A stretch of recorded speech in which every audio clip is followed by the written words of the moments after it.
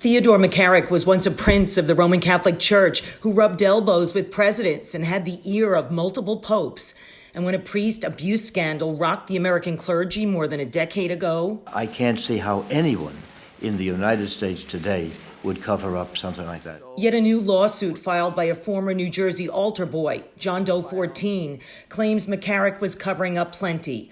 Allegedly the top guy in a clergy sex ring at a Jersey Shore beach house in the early 80s that abused underage teens. He was then Bishop of Metuchen. We have identified at least 7 kids. Attorney Jeff Anderson has already filed several lawsuits against McCarrick, who was stripped of his cardinal's title last year and all priestly duties after abuse claims dating back 50 years to St. Patrick's Cathedral in New York. It's time today for the top officials, the bishops, and the Pope to come clean.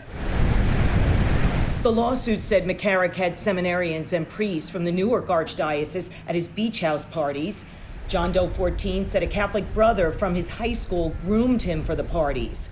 Despite the whispers, the Catholic Church kept promoting McCarrick.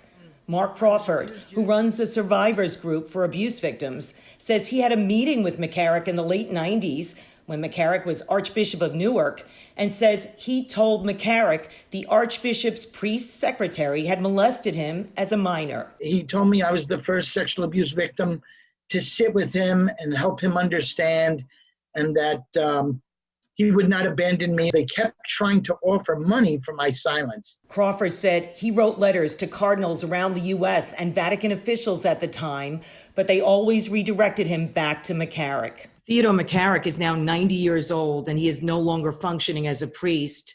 He has always publicly denied any wrongdoing, yet the once outgoing cleric is now largely out of view.